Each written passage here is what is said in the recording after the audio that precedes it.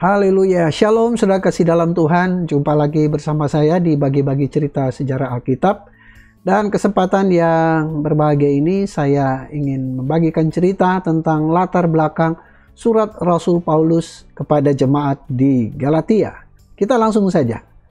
Haleluya, surat Paulus kepada jemaat di Galatia.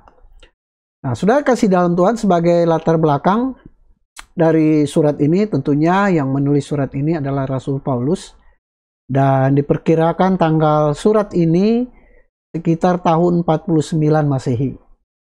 Nah, Paulus mengalamatkan surat ini kepada jemaat-jemaat di Galatia, di wilayah Galatia ya.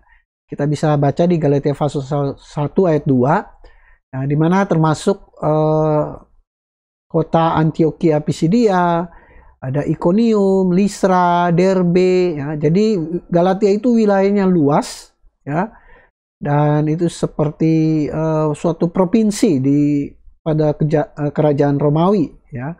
Jadi kita bayangkan kalau surat kepada saat ini katakanlah Jawa Barat ya, berarti kan ada kota Bandung, ada kota Bekasi, ada kota Garut ya. Dan ini ditujukan kepada jemaat-jemaat yang ada di kota-kota di wilayah provinsi Galatia ya. Dan ya, provinsi itu dikuasai oleh kerajaan Romawi tentunya. Nah, dalam perjalanan pengabaran Injil Paulus ke wilayah ini, ia ditemani oleh Barnabas. Nah, namun dalam perjalanan pengabaran Injil yang kedua ke wilayah Galatia ini, ia disertai oleh Silas. Paulus mendengar kabar bahwa ada guru-guru palsu yang sedang mempengaruhi orang-orang percaya di wilayah itu, yang mengajarkan bahwa mentaati hukum Musa atau hukum Taurat ya, termasuk sunat dan merayakan hari-hari raya Yahudi, harus dilakukan oleh setiap orang Kristen. Nah, jadi ada pendapat dari guru-guru palsu, guru-guru yang mengajarkan yang berbeda dengan apa yang diajarkan Paulus ya, bahwa mereka harus tetap melakukan tradisi ya, hukum Musa termasuk sunat, hari-hari Yahudi dan lain sebagainya. Nah, namun Paulus menjelaskan bahwa Tuhan Yesus Kristus telah menyerahkan dirinya karena dosa-dosa kita untuk melepaskan kita dari dunia jahat yang sekarang ini ya, di pasal 1 ayat 3 dan 4 ya. Dan Paulus menegaskan pula ya, jikalau ada orang yang memberitakan kepadamu suatu Injil yang berbeda dengan apa yang telah kamu terima, terkutuklah ia. Wah, jadi ini memang sangat keras ya, surat Paulus ini kepada jemaat yang di Galatia ya, di pasal 1 tuh ayat 9 jelas. Seperti yang telah kami katakan dahulu, sekarang gue katakan sekali lagi. Jikalau ada orang yang memberitakan kepadamu suatu Injil yang berbeda dengan apa yang telah kamu terima, terkutuklah dia. Jadi ya, jelas. Nah, kenapa surat ini ditulis? Karena ada orang-orang yang ingin mengajarkan Injil yang lain. Kemudian tujuan dan maksud Paulus yang terutama adalah untuk menghindarkan orang-orang Galilea, ya, jemaat yang dia dirikan, agar tidak memeluk kekristenan yang palsu. Ya. Dan dia juga menegaskan bahwa setiap orang Kristen dalam Kristus telah mengenakan Kristus. Nah, karena di dalam Kristus kita sekalian telah menjadi ciptaan baru. Nah, itu yang dijelaskan Paulus di pasal 4 ya, ayat 19 dan pasal 6 ayat 15 ya. Pasal 6 ayat 19 tuh. Hai anak-anakku, karena kamu aku menderita sakit bersalin lagi sampai rupa Kristus menjadi nyata di dalam kamu ya. Itulah keinginan Paulus supaya mereka pun menjadi segambar serupa dengan Kristus ya dalam kehidupan mereka ya. Di pasal 6 ayat 15 Paulus katakan ya, sebab bersunat atau tidak bersunat tidak ada artinya, tetapi menjadi ciptaan baru itulah yang ada artinya ya. Jadi ya, mereka sedang sibuk dengan sunat atau tidak sunat ya, tapi dengan lain kata Paulus katakan itu tidak ada penting ya. Yang penting bagaimana setiap orang yang percaya Kristus harus menjadi ciptaan yang baru ya. Nah, selanjutnya surat ini merupakan peringatan ya, bagi semua orang yang masih senang mempraktekkan dosa-dosa kedagingan. Karena Paulus menegaskan bahwa barang siapa menjadi milik Kristus Yesus, Ia telah menyalibkan daging, ya, sifat manusiawinya, nah, dengan segala nafsu dan keinginannya yang jahat. Ya. Di pasal 5 ayat 19 sampai 21 dan 24. Ya, sana jelas dikatakan oleh Rasul Paulus. Dan Paulus juga memberikan penjelasan yang indah mengenai bagaimana seharusnya kehidupan yang dikuasai dan dipimpin oleh Roh Kudus, ya. Di pasal 5 ayat 22 sampai 23 yang kita kenal ini ayat bicara tentang buah roh, ya. Nah, tetapi buah roh ialah kasih, sukacita, damai sejahtera, kesabaran, kemurahan, kebaikan, kesetiaan, kelemah lembutan, penguasaan diri. Tidak ada hukum yang menentang hal itu. Jadi ini suatu buah-buah roh yang begitu manis, ya, yang disampaikan oleh Paulus. Nah, itu yang harus dihidupi oleh jemaat yang ada di Galatia dan tentunya bagi kita semua, ya, orang percaya. Nah, mengapa surat ini ditulis, ya? Sekali lagi saya ingin sampaikan bahwa Paulus menulis surat yang penting ini karena orang-orang Kristen di Galatia telah menyimpang dari pengertian yang benar tentang iman Kristen. Ya. Di ayat 6 itu, pasal 1 ayat 6. Demikian, ya, firman Tuhan tulis. Aku heran bahwa kamu begitu lekas berbalik daripada Dia yang oleh kasih karunia Kristus telah memanggil kamu dan mengikuti suatu Injil yang lain. Jadi mereka lekas cepat begitu berbalik, ya, kepada ajaran yang sudah disampaikan oleh Paulus dan mereka percaya kepada Injil yang lain. Nah, kemudian surat ini ditulis juga karena mereka dibingungkan oleh orang Kristen, terutama keturunan Yahudi yang ingin membebani mereka dengan kebiasaan sunat dan dengan menaati hukum-hukum Yahudi lainnya. Yang mengatakan bahwa hanya dengan jalan ini mereka dapat menikmati hubungan istimewa dengan Allah. Jadi kalau tidak melakukan hukum-hukum Yahudi, ya tidak ada hubungan yang istimewa. Ya, kira-kira seperti itu, ya. Nah, kemudian Paulus sangat yakin jika mereka bersandar pada hukum Yahudi dalam hubungan mereka dengan Allah, berarti mereka menyangkal inti Injil, ya. Yaitu bahwa hubungan Allah dengan manusia itu bergantung pada iman, bukan pada perbuatan melakukan hukum-hukum Yahudi, ya, tradisi-tradisi Yahudi, tapi karena iman. Nah, dalam surat ini Paulus menjelaskan hubungannya dengan gereja di Yerusalem juga. Ia juga menerangkan tentang sifat kebebasan Kristen yang timbul apabila orang Kristen beriman terhadap Kristus dan bukan mencoba untuk menyenangkan Allah melalui ketaatan kepada hukum Taurat. Nah, dari surat ini juga, saudara, tampaknya para pemimpin Yahudi yang melawan Paulus di Galatia menyerangnya secara pribadi. Nah, supaya melemahkan pengaruhnya dalam gereja-gereja di wilayah Galatia. Nah, mereka menuduh bahwa pertama, Paulus itu tidak termasuk kelompok rasul-rasul yang asli, ya. Dan karena itu tidak memiliki wibawa rasuli. Ya. Kita bisa baca di pasal 1 ayat 1-7. Jadi, mereka menyerang Paulus, dimana dia kan bukan murid langsung, ya, dari 12 murid Yesus. Nah, itu yang menjadi salah satu titik di mana mereka menyerang Paulus. Yang kedua, berita yang disampaikannya menyimpang dari Injil yang diberitakan di Yerusalem. Jadi, ya, seolah-olah apa yang disampaikan Paulus itu tidak sesuai dengan yang disampaikan di Yerusalem, di mana rasul-rasul ada di sana, ya. Seperti Yakobus, ya, Petrus, dan lain sebagainya. Murid-murid Yesus.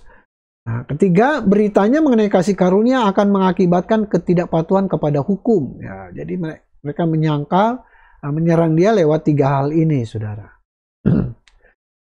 Nah, dan Paulus langsung menanggapi tuduhan-tuduhan tersebut. Yang pertama, ya, dia dengan penuh semangat ia membela powernya, ya, kekuasaannya sebagai Rasul Yesus Kristus. Wibawa yang diterimanya langsung dari Allah, ya, dan disahkan oleh Yakobus, oleh rasul-rasul Yakobus, Petrus, dan Yohanes di Yerusalem tentunya. Nah, kemudian dia dengan penuh gairah juga mempertahankan Injil keselamatan yang terjadi karena kasih karunia oleh iman kepada Kristus. Kemudian dan akhirnya Paulus dengan sungguh-sungguh menyatakan bahwa Injil Yesus Kristus yang sejati itu meliputi kebebasan dari perhambaan legalisme Yahudi, ya, pada satu sisi, dan kebebasan dari dosa dan tindakan tabiat berdosa pada sisi yang lain. Jadi bahwa Injil itu sudah membebaskan kita. Yang pertama, ya, dari tradisi-tradisi legalisme, budaya nenek moyang ya. Dan kedua, kebebasan dari dosa. Nah, kebebasan Kristen yang sejati itu meliputi hidup oleh roh dan mengenali hukum Kristus. Kita bisa baca di pasal 5 dan 6 dalam surat Galatia ini. Nah, surat Galatia berisi suatu sketsa watak orang-orang percaya Yahudi yang menentang Paulus di Galatia, di Antioquia, dan Yerusalem. Dan di semua wilayah yang dilayaninya. Nah, Paulus melukiskan mereka sebagai pengacau dan pemutar balik ya di ayat 7 pasal 1. Paulus bilang yang sebenarnya bukan ini, hanya ada orang yang mengacaukan kamu dan yang bermaksud untuk memutar balikan Injil Kristus ya. Bagi Paulus mereka adalah pengacau dan pemutar balikan Injil ya. Dan mereka juga disebut sebagai penghalang di pasal 5 ayat 7. Dan orang yang suka menonjolkan diri secara lahiriah dan berusaha untuk mengelak penganiayaan karena penghinaan salib Kristus. Nah itu. Nah, Paulus menyebut mereka orang-orang yang demikian. Kemudian secara tidak langsung Paulus menggambarkan mereka sebagai orang yang ingin menyenangkan manusia. Ya, saudara-saudara palsu, saudara-saudara yang bersunat dan mereka manipulator ya, memanipulasi Injil. Ya, hanya ingin menyenangkan manusia, menyenangkan mungkin rekan atau saudaranya, tetapi kompromi ya dengan tradisi-tradisi yang tidak sesuai dengan kebenaran. Nah, ajaran-ajaran utama dari surat Galatia ini, saudara, yang pertama di pasal 1, ini pengajaran tentang Injil yang benar. Ya. Nah, di dalam nats ini dari pasal 1 ayat 1 sampai 10, Rasul Paulus mengatakan bahwa hanya ada satu Injil di dunia ini, yaitu Injil Yesus Kristus, nggak ada Injil yang lain.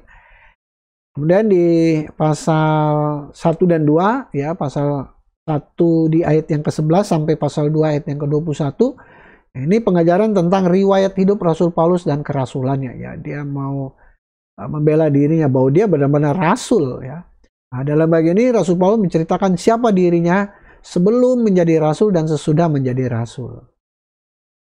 Nah, ajaran-ajaran utama dari surat Galatia yang selanjutnya di pasal 3 dan 4 ya.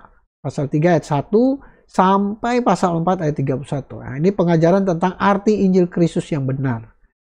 Nah, dalam pasal-pasal ini Rasul Paulus menjelaskan bahwa Yesus Kristus adalah penggenapan atas janji Allah kepada Abraham sebagai bapa orang beriman, dalam arti menjadi anak-anak Allah karena penebusan Tuhan Yesus.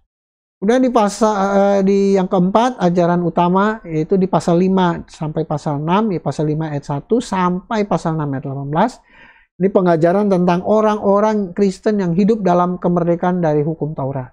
Ya, dalam bagian ini Rasul Paulus menjelaskan bahwa bila Yesus Kristus sudah membebaskan orang percaya dari hukum Taurat, mengapa harus memberikan diri hidup di dalam perhambaan hukum Taurat lagi ya? Yesus sudah membebaskan.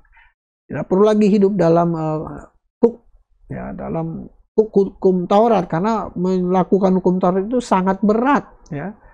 Nah, tidak mungkin kita hidup oleh kasih karunia Tuhan.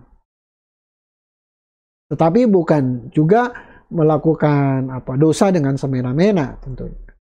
Nah, kemudian ciri khusus atau ciri khas dari surat ini merupakan surat perjuangan ya, di mana Paulus menolak untuk berkompromi. Ia menulis dalam bahasa yang keras untuk mendukung tema utamanya dengan memakai berbagai argumentasi yang berbeda. Jadi dia memperjuangkan pengajarannya dan memperjuangkan otoritasnya sebagai rasul ya. Dan surat ini juga merupakan surat kasih ya, karena ditulis dengan penuh perhatian dan kekhawatiran dari seorang gembala yang besar. Mana ya dia sebagai hamba Tuhan, dia khawatir dengan keadaan jemaat yang dia bangun, jangan sampai mereka tersesat oleh ajaran-ajaran Injil yang lain ya. Dan surat ini singkat dan dianggap sebagai sebuah garis besar ya dari surat Roma yang sebelumnya ya, karena pesan-pesannya hampir sama. Namun ini seperti garis besarnya saja. Nah, namun dikembangkan lebih luas dan ditujukan bagi situasi yang tidak terlalu buruk ketika dia menuliskan surat kepada Roma ya. Surat ini merupakan surat yang memberi kesan yang dalam dan berisi ajaran-ajaran yang mudah diingat.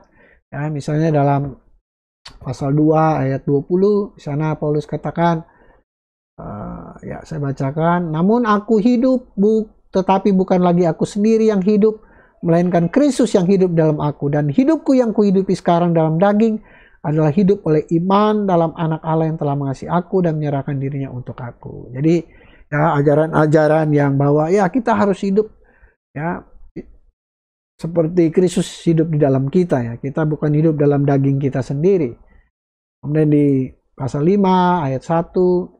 Nah, supaya kita sungguh-sungguh merdeka, Kristus telah memerdekakan kita, karena itu berdiri teguh, jangan mau lagi dikenakan kuk perhambaan ya. Kristus sudah memerdekakan, jangan lagi kita mau hidup dalam kuk perhambaan. Kemudian di ayat 22 ya, tadi saya bacakan itu adalah buah-buah roh. Kemudian di pasal 6 ayat 14 ya, ajaran tentang bagaimana apa yang Paulus katakan di sini. Tetapi aku sekali-kali tidak mau bermegah selain di dalam salib Tuhan kita Yesus Kristus. Sebab olehnya dunia telah disalibkan bagiku dan aku bagi dunia. Jadi dia bermegah ya karena salib Kristus ya. Nah, sebagai pesan dari surat ini tentunya yang pertama ya kepada kita semua, saudara, bahwa hukum Taurat merupakan jalan buntu. Jadi keprihatinan utama Paulus ialah untuk menunjukkan bahwa manusia tidak mungkin dibenarkan di hadapan Allah melalui perbuatan baik atau menaati hukum Taurat ya. Kita dibenarkan, kita diselamatkan karena Yesus, karena anugerah, bukan perbuatan baik kita, bukan karena kita melakukan hukum-hukum ya. Karena anugerah, saudara. Ya. Kemudian iman merupakan jalan satu-satunya kepada Allah. Ya, tujuan utama Kristus adalah untuk membuat supaya iman merupakan satu-satunya ya, jalan kepada Allah. Hanya iman di dalam Yesus, percaya kepada Yesus. Ya, nah, itu satu-satunya yang membawa kita ya dalam kehidupan yang kekal bersama Allah. Tidak ada yang lain, iman di dalam Yesus Kristus. Begitu banyak agama mengajarkan kebaikan, ya, saudara. Tetapi yang benar hanya satu. Karena yang baik belum tentu benar, saudara. Tetapi yang benar pasti baik. Yang ketiga, pesan bahwa Yesus adalah kemerdekaan. Yesus sudah memerdekakan kita. Tetapi kemerdekaan di sini jangan salah artikan. Bukan berarti kita bebas melakukan apa saja. Oh, saya sudah diselamatkan. Saya melakukan dosa. Saya melakukan apapun yang saya mau. Saya mau menipu. Saya mau berjudi. Saya mau menyakiti orang. Kan saya sudah percaya Yesus, saya pasti diselamatkan. Bukan itu, saudara. Ya. Kemerdekaan dalam hal ini adalah bahwa kita tidak lagi dibawa hukum Taurat, ya, hukum-hukum tradisi agama. Ya, kita sudah dibebaskan, artinya kita hidup dalam anugerah Tuhan. Ya. Dan biarlah kebebasan yang kemerdekaan yang Tuhan anugerahkan, ya, kita mau melakukan firman-Nya. Ya. Artinya kita tidak terintimidasi dengan segala dosa kita masa lalu, bahkan segala ajaran-ajaran, bahkan budaya, tradisi ya. Gitu. Tidak terintimidasi. Nah, bicara tentang hukum Taurat. Yang pertama, hukum Taurat tidak membenarkan manusia di hadapan Allah. Ayat pasal 2 ayat 16, Paulus katakan, kamu tahu bahwa tidak seorang pun yang dibenarkan oleh karena melakukan hukum Taurat, tetapi hanya oleh karena iman dalam Kristus Yesus. Yang kedua, bahwa hukum Taurat itu berbeda dengan cara Kristus ya, cara hukum Taurat. Di pasal 5 ayat 4, jikalau kamu mengharapkan kebenaran oleh hukum Taurat, kamu hidup di luar kasih karunia ya. Kalau kita mau mengharapkan kebenaran dari hukum Taurat, itu di luar kasih karunia. Kita hidup dalam kasih karunia, dalam anugerah Tuhan, dalam grace-nya Tuhan. Ya, hiduplah sesuai dengan Kristus, apa yang Kristus firmankan. Yang ketiga, hukum Taurat tidak dapat memberikan Roh Kudus. Wah, jelas Paulus bilang dalam pasal 3 ayat 2. Adakah kamu telah menerima roh karena melakukan hukum Taurat atau karena percaya kepada pemerintahan Injil? Pasal 5 ayat 18. Akan tetapi jikalau kamu memberi dirimu dipimpin oleh roh, maka kamu tidak hidup di bawah hukum Taurat. Dengan lain kata, bahwa Roh Kudus yang kita terima itu bukan karena kita melakukan hukum Taurat, karena kasih karunia Tuhan. Ya. Dan yang keempat, hukum Taurat hanya menghasilkan kutuk, kata Paulus. Di ayat 10, pasal 3 ayat 10. Karena semua orang yang hidup dalam pekerjaan hukum Taurat berada di bawah kutuk. Sebaliknya, kita hidup dalam kasih karunia, justru kita hidup dalam kemerdekaan. Ya. Nah, hukum Taurat pun apa? Merupakan interupsi sementara dalam rencana jangka panjang Allah. Jadi, hukum Taurat bukan berarti tidak ada maknanya. Ya. ayat pasal 3 ayat 17, maksudku ialah, kata Paulus, janji yang sebelumnya telah disahkan Allah tidak dapat dibatalkan oleh hukum Taurat. Ya. Hukum Taurat Tuhan berikan kepada manusia. Ya. Itu juga bagian dari rencana Allah. Ya. Tetapi ada batas di mana kita tidak lagi hidup dalam hukum Taurat. Yesus sudah datang. Allah sudah menjadi manusia dalam pribadi Yesus Kristus. Ya. Dan pribadi Yesus Kristus itu adalah firman, kata Yohanes. Firman yang hidup. Ya.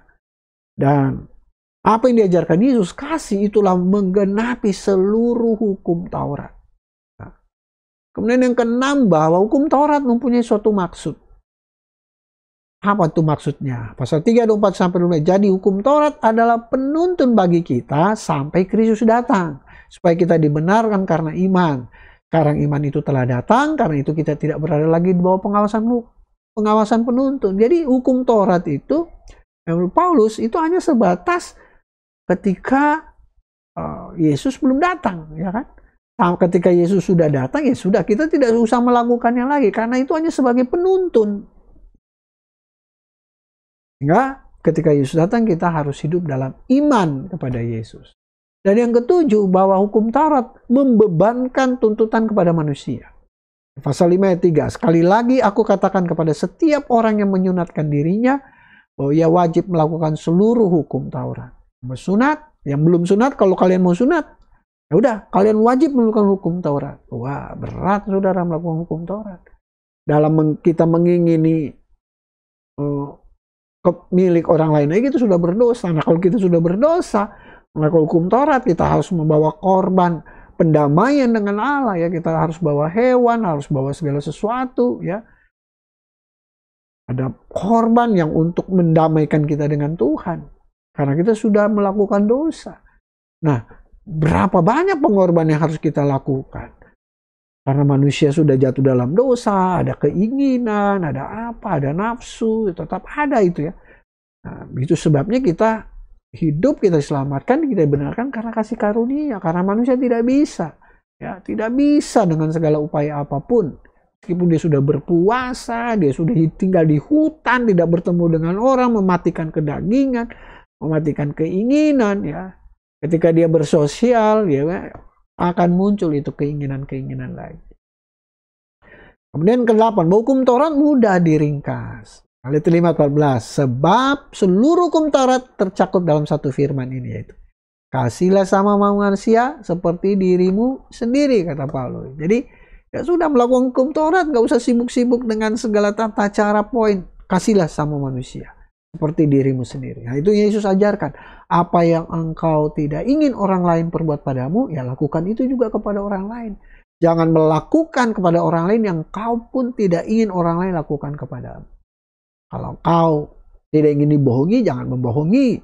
Kalau kau tidak ingin ditipu, jangan menipu. Kalau kau tidak ingin disakiti, jangan menyakiti. Kalau kau tidak ingin difitnah, jangan memfitnah. Ya, dan seterusnya. Nah, itulah hukum kasih, saudara. Nah, iman merupakan jalan satu-satunya kepada Allah. Karena iman membenarkan manusia di hadapan Allah. Ya, ayat 16, pasal 2 ayat 16. Kamu tahu bahwa tidak seorang pun yang berani oleh karena melakukan hukum Taurat, tapi hanya oleh iman. Ya, karena iman dalam Kristus Yesus. Kemudian, ayat 3 ayat 11. Dan bahwa tidak ada orang yang dibenarkan di hadapan Allah karena melakukan hukum Taurat adalah jelas. Karena orang yang benar akan hidup oleh iman. Jadi, iman membenarkan manusia di hadapan Allah. Yang kedua, iman Kristen harus terus, ya, dilatih. Ya.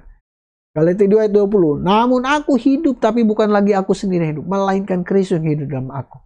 Dan hidupku yang kuhidupi sekarang dalam daging adalah hidup oleh iman dalam Anak Allah yang telah mengisi aku dan menyerahkan dirinya untuk aku. Dengan lain kata, Paulus mengatakan yang kuhidupi sekarang ini hidup karena iman, dan itu yang harus aku perjuangkan setiap hari. Ya. Karena untuk hidup dalam iman memang saya mengerti tidak gampang. Itu yang Paulus katakan. Dia harus hidupi setiap hari. Itu perjuangan. Dan itu memang perlu dilatih, saudara.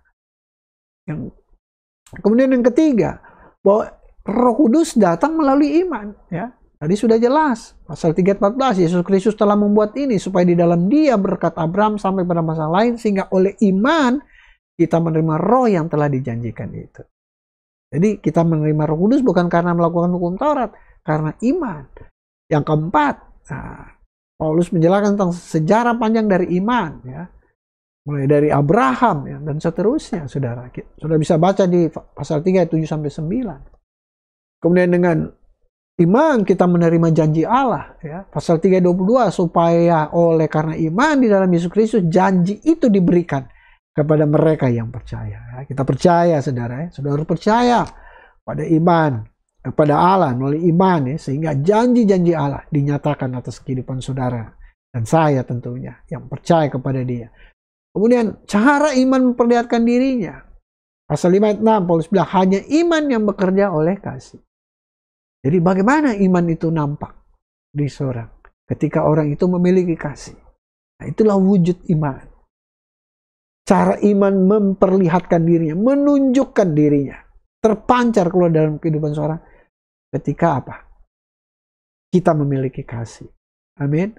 Yang ketujuh, Kristen membentuk kekeluargaan dalam iman. Di pasal 6 ayat 10, Paulus katakan, karena itu selama masih ada kesempatan bagi kita, marilah kita berbuat baik kepada semua orang, tapi terutama kepada kawan-kawan kita seiman. Jadi karena iman, ya, ada kasih yang gimana kita dapat berbuat baik kepada semua orang, ya, kepada orang lain, khususnya kepada orang seiman. Kemudian Yesus berarti kemerdekaan. Yang pertama, bahwa Yesus mau kemerdekaan dari penindasan hukum Taurat. Jelas, tadi saya sudah baca, ya. Kemudian yang kedua, tradisi besar kemerdekaan, ya. Paulus jelaskan, ya, bagaimana tentang dua perempuan, ya, di Gunung Sinai itu, ya, Hagar, ya, itu perempuan hamba, sedangkan Sarah itu perempuan yang merdeka. Kemudian yang ketiga, kemerdekaan perlu dijaga, ya. Kemerdekaan kita kalau kita tidak bisa menjaganya, ya, karena ada pengaruh-pengaruh, dengan cobaan-cobaan, ya, itu harus kita jaga. Makanya Paulus tulis supaya kita sungguh-sungguh merdeka, Kristus telah memerdekakan kita. Karena itu berdirilah teguh, jangan mau lagi dikenakan hukum perhambaan. Berdirilah teguh artinya apa? Kita harus tetap punya prinsip. Ya, meskipun ada cobaan, ada ganda, ada godaan, ada bujukan, ya, dan lain sebagainya, kita harus berdiri teguh, kita harus punya prinsip, ya. Kita harus konsisten, kita harus persisten, ya, terhadap hal apapun untuk menjaga iman kita. Yang keempat, cara yang benar dan salah untuk menyatakan kemerdekaan. Hidup menurut daging dan roh. Jadi Yesus memerdekakan kita dan Paulus menunjukkan, ya, bagaimana hidup dalam daging dan hidup yang sudah dimerdekakan yang hidup dalam roh. Di pasal 5 ayat 13 sampai pasal 6 ayat 10. Nah, bagaimana penerapannya, saudara? Yang pertama dari surat Galatia ini, bagi orang Kristen legal atau yang berprinsip pada hukum, ya. Karena banyak orang masih berpendapat bahwa kemampuan seorang untuk dapat dibenarkan di hadapan Allah bergantung kepada beberapa banyak peraturan yang harus ditaati dan seberapa terhormatnya dia. Nah, Paulus menunjukkan bahwa yang penting adalah iman, bukan perbuatan, ya. Perbuatan dalam arti perbuatan melakukan, ya, segala peraturan-peraturan. Nah, iman, ya, tanpa perbuatan juga mati. Tetapi artinya perbuatan di sini perbuatan melakukan segala hukum-hukum manusia yang dibuat oleh manusia, ya. Kedua, bagi orang Kristen yang prinsip hidupnya kendor. Nah, kemerdekaan yang dibawa oleh Kristus tidak berarti bahwa seorang Kristen boleh bertindak semaunya, semena-mena. Hidupnya tidak boleh didasari oleh keinginan untuk memuaskan diri sendiri dan hawa nafsunya. Tapi orang Kristen harus mempunyai tanggung jawab baru untuk menyatakan buah roh, ya, di dalam sifat, tingkah laku, dan hubungannya dengan orang lain, ya. Jadi orang Kristen jangan mudah terpengaruh, tapi harus bisa menyatakan buah-buah roh dalam kehidupannya. Nah, dua masalah penting dari Galatia ini, di surat Galatia ini, yang pertama tentang doktrin Kristen tentunya, ya. Karena gereja tidak punya wewenang untuk percaya apa saja yang disukai dan secara bebas menentukan doktrinnya sendiri. Nah, karena, ya, ada Injil lain tadi sudah disampaikan, ya, bagaimana kebenaran itu harus benar-benar dilakukan, dan kebenaran itu sudah diungkapkan oleh Allah dan tidak dapat diganggu-gugat, ya. Ini masalah doktrin. Dan Paulus menekankan bahwa mempercayai sesuatu yang berbeda dengan apa yang telah Allah ungkapkan itu berbahaya. Karena hal itu bukan saja tidak benar, tapi juga akan membawa kepada penghukuman. Nah, kita akan tersesat ya. Dan kebenaran itu sudah diatur oleh para rasul, dan juga dalam Galatia, Paulus menekankan mengenai wewenang kerasulannya. Nah, yang kedua tentang kesatuan Alkitab. Nah, banyak orang percaya bahwa hanya terdapat sedikit hubungan antara PL dan PB. Dan mereka berbicara tentang dua Allah dan dua tuntutan berbeda terhadap manusia. Jadi ada yang berpendapat, oh Allah di perjanjian lama dengan Allah perjanjian baru berbeda. Tidak ya. Perjanjian Allah perjanjian lama dan perjanjian baru itu ada Allahnya yang sama. Ya. Allahnya sama. Ya. Dan Paulus menunjukkan bahwa Allah yang satu dan terdapat suatu kesatuan dalam seluruh isi Alkitab. Nah, tema-tema kunci dari surat Galatia ini saudara ada bicara tentang kedagingan, hidup dalam kedagingan, hidup dalam perhambaan, bicara tentang salib, ya harus pengorbanan, kemudian bicara tentang anak Allah, tentang Roh Kudus, ya. Nah, sebagai kesimpulan, mulai surat Galatia ini, jelaslah kita lihat bahwa orang Kristen tidak berada di bawah hukum Taurat lagi, ya. Orang Kristen sudah merdeka dari perhambaan hukum Taurat, sebab Injil Yesus Kristus lebih berkuasa daripada hukum Taurat.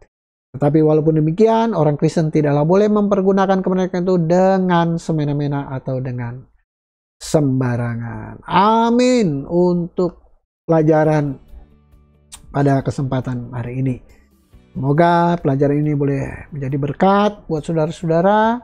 Dan saudara, jika saudara diberkati, ya bagikan cerita ini, kisah ini kepada orang-orang yang saudara kasihi, sehingga saudara pun boleh menjadi berkat, dan pelajaran ini hingga menjadi banyak orang diberkati untuk kemuliaan nama Tuhan. Haleluya. Tuhan Yesus memberkati. Shalom.